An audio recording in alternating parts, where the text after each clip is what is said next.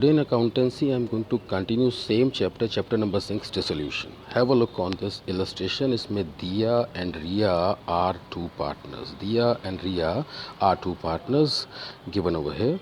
Have a look on the old ratio. ये equal partners हैं, 1:1 के. आपको एज पर माई गिवन स्टेप्स आपने स्टेप्स लगाने हैं. All the debtors step number 1 है. कैश आपका स्टेप नंबर 8 बताया गया था. This is a liability which will go in step number 2. Again you come to liability side. Sundry creditors एक normal liability है. This will go in step number 2. पर रिया का loan है. अगर ये फादर ऑफ रिया या ब्रदर ऑफ रिया होता तो पार्ट ऑफ स्टेप 2 होता. पर अब ये है तो फर्म की लाइबिलिटी, पर इसका एक लोन अकाउंट बनेगा.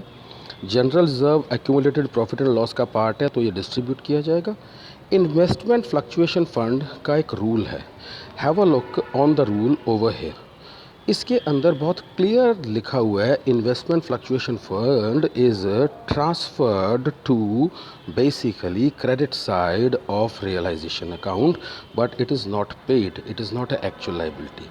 देखिए, investment fluctuation fund will be transfer to realisation account only if investments are appearing in asset side.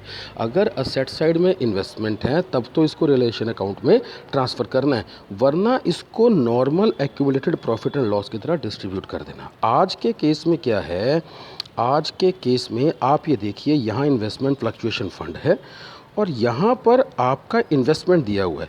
इसको मैं स्टेप नंबर 2 में नॉर्मल लाइबिलिटी में लेके जाऊँगा और स्टेप 4 में इसको पे नहीं करूँगा.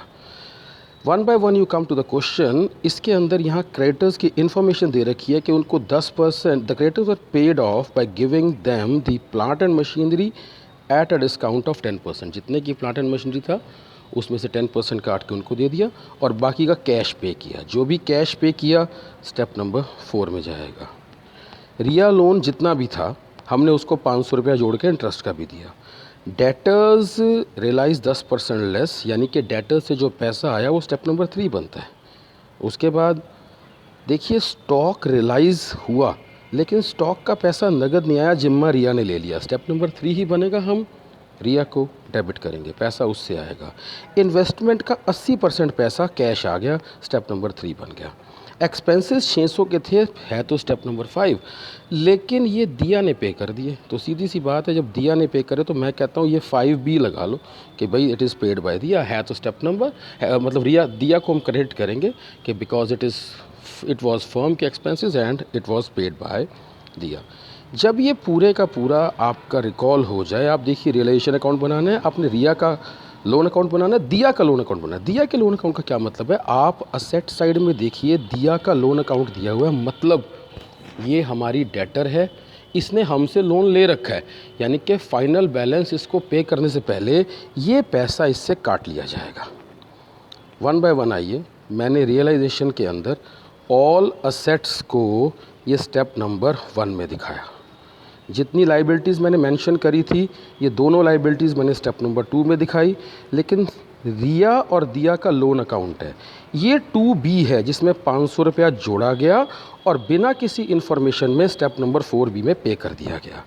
ये भी दिया का लोन अकाउंट है जिसमें से उससे इतना पैसा लेना था, तो दैट मीन्स हम फाइनल बैलेंस में उसको यहाँ डेबिट कर देंगे. रियलाइजेशन अकाउंट में आइए बच्चों. रियलाइजेशन अकाउंट के अंदर आपका स्टेप नंबर 3 में ये जो कैश रियलाइज़ हुआ है, कैश डेबिट टू रियलाइजेशन में डेटर्स से इतना पैसा रियलाइज़ हुआ और आप देखिए इन्वेस्टमेंट से इतना हुआ. कैश हमारे पास 52,200 रुपया रियलाइज़ हुआ. कैश डेबिट टू रियलाइजेशन की तो एंट्री होएगी, लेकिन नीचे जो कैश या बैंक अकाउंट है उसमें पैरेलल 52,200 इधर आएगा. स्टेप नंबर 4 के अकॉर्डिंग अगर आप देखें तो क्रेडिटर्स को हमने इतना पैसा पे किया, बैलेंस 24,900 रुपया. जब 24,900 रुपया हमने पे किया तो ये बनी realisation to cash. Realisation to cash की एंट्री आपकी कैश अकाउंट में यहाँ पर आएगी. It is credited to the cash account.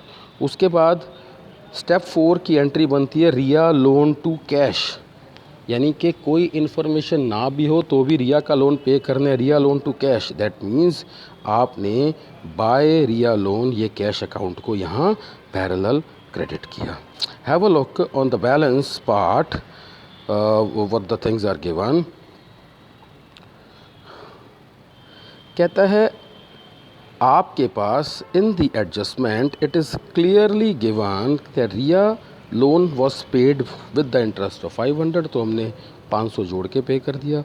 Debtor से इतना रियलाइज़ हुआ। Stock was taken over by Riya at 7000। देखिए बात को समझिए, आप इस रियलाइजेशन अकाउंट में आइए। इस रियलाइजेशन अकाउंट के अंदर आपके पास ये 7000 रुपया अगर नगद आता तो मैं यहाँ जोड़ देता, पर वो नगद नहीं आया, पार्टनर ने जिम्मा ले लिया, तो मैंने रिया को बेसिकली अपना रिकॉल कर दिया और 7000 रुपीज़ उसके खाते में डाल दिए, यानी कि हम रिया को डेबिट करेंगे। स्टेप 3 ही है, पैसा आया नहीं, पैसे की जिम्मेवारी आई। तो इसकी पैरेलल एंट्री आपके पीसीए के अंदर ये देखिए यहाँ पे हुई हुई है। दिया का लोन अकाउंट ये है, ये पैसा फर्म ने देना था, पे कर दिया, ये फर्म ने लेना है, तो दिया को मैंने डेबिट कर दिया 2000 रुपीज़ से। अब बारी आती है इन एक्सपेंसेस की, जो अभी आपको बताए गए थे कि ये एक्सपेंसेस 600 रुपये हैं, ये अपनी जगह पे जाएंगे, जो पैसा हमने पे करना है। देखिए रियलाइजेशन के अंदर आपका ये रहा 600 रुपया, भाई ये तो पे हुआ ही हुआ है। यहाँ पर अगर फर्म पे करती तो टू कैश आ जाता और हम कैश में उसको दिखा देते, पर ये फर्म ने पे नहीं करा, ये दिया ने पे करा, तो हमने क्या किया, टू दियाज कैपिटल, यानी कि इसकी पैरेलल एंट्री में हमने ये दिया को क्रेडिट कर दिया 600 रुपीज़। ओल्ड बैलेंस ये है, और accumulated profit and loss general reserve जो है वो आपका बराबर बराबर ओल्ड रेशो में ये बांट दिया। बॉयज़ एंड गर्ल्स, रियलाइजेशन का जो भी आपका प्रॉफिट और लॉस आता है, फ़िलहाल यहाँ लॉस है, तो this loss has been transferred to partner capital account, well that is this particular part. उसके बाद जो बैलेंस निकाला गया, बैलेंस आपको बताया, इसको बैलेंस नहीं कहते, इसको फाइनल पेमेंट कहते हैं। ये 2000 रुपया काट के हमने ये फाइनल पेमेंट पे कर दी, रिया टू कैश, दिया टू कैश, सीधी सी बात है, कैश अकाउंट में दोनों यहाँ आ गए पैरेलल। लास्ट इज़ जो ओल्ड बैलेंस शीट के अंदर आपको ये कैश का 25,000 रुपये बैलेंस दे रखा है, ये आप कैश अकाउंट के अंदर यहाँ दिखाएंगे। It is very much clearly given over here, और ये टोटल्स को मैच करेंगे। ये जो नोट्स दे रखे हैं, दिस इज़ वेरी इंपॉर्टेंट।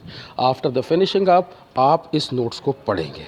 दोबारा सुनिएगा, मैं आपको एक लाइबिलिटी की पेमेंट की बात दोबारा बता रहा हूँ। देखिए, The creditors were paid off by giving them the plant and machinery at a discount of 10%। यार प्लांट एंड मशीनरी 39,000 का था, 3900 काट लो, तो 39,000 में से 3900 गया, बाकी बेसिकली कितना पैसा बचा, दैट मीन्स 39,000 की चीज़ उनको 3900 काट के 35,100 में दी। इसका मतलब ये है कि जब मैंने उनको पेमेंट करी तो ये पेमेंट करी 60,000 में से 35,100 काट के बाकी पेमेंट करी। ये था वो वाला step. Boys, this was the illustration. इसके बाद आपके रियलाइजेशन या डिसोल्यूशन में दो किस्म के क्वेश्चन आते हैं।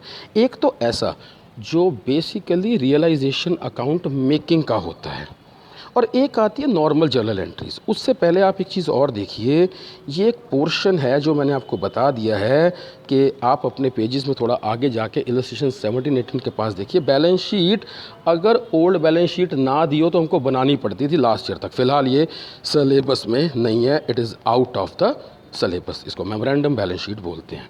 आप आगे चलिए, ये क्वेश्चन बहुत प्रोमिनेंट्स होते हैं।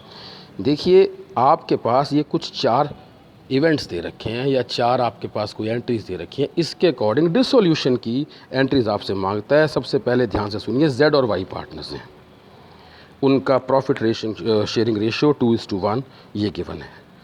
कहता है डेफर्ड रेवेन्यू एक्सपेंडिचर इतना है, प्रॉफिट एंड लॉस का बैलेंस इतना है। इसको ऐसे मत पढ़ो, आप समझो ये बैलेंस शीट है, ये डेफर्ड रेवेन्यू की रकम दे रखी है, ये प्रॉफिट लॉस की रकम दे रखी है। एक्यूमुलेटेड प्रॉफिट्स एंड लॉसेस होते हैं ये, जो हम डिस्ट्रीब्यूट कर देते हैं। इसको हम पीसीए में क्रेडिट कर देते हैं, इसको हम पीसीए में डेबिट कर देते हैं। ये देखिए, जो आपका डेफर्ड रेवेन्यू एक्सपेंडिचर है ये डेबिट कर दिया, ये बेसिकली प्रॉफिट एंड लॉस का आपके पास कहता है it is appearing on the asset side of balance sheet. That means अगर प्रॉफिट एंड लॉस यहाँ अपीयर कर रहा है तो क्रेडिट करेंगे, लेकिन ये अपीयर कर रहा है इधर असेट साइड में, इसका मतलब ये आपको लॉस गिवन है। This is loss which is given. अगर ये यहाँ गिवन है तो ये भी डेबिट होगा, ये यहाँ पर डेबिट कर रखा है। उसके बाद कहता है एन अनरिकॉर्डेड इन्वेस्टमेंट रियलाइज 6,000 रुपया। यार 10 रुपये की चीज़ ने 2 रुपये दिए कि 10 करोड़ ने 10-20 करोड़ दिए, आपके पास जो चीज़ रियलाइज़ होती है वो स्टेप नंबर 3 होती है। इसके अकॉर्डिंग मैंने सीधा कहा बैंक या cash account debit to realisation, ये स्टेप 3 की एंट्री होती है। अब हमने क्रेडिटर को पे किया 20,000 रुपया, किसी चीज़ को पे करने का मतलब होता है स्टेप नंबर 4। फर्म पे करेगी तो रियलाइजेशन टू कैश है, पर वो किसी पार्टनर ने जिम्मा ले लिया उसको पे करने का है, तो स्टेप नंबर 4 ही, पर हम 4B में ले जाते हैं इसको। हम कहते हैं रियलाइजेशन टू कैश अगर फर्म ने पे किया होता, पर रियलाइजेशन टू जेड आएगा बिकॉज वो जेड ने पे कर दिया। These sort of entries are based totally on the steps which has been given to you in last lecture. आप रियलाइजेशन का फॉर्मेट देखिए, परफॉर्म करिए for today's these two illustrations and corresponding PQs of these to be done. Goodbye. God bless.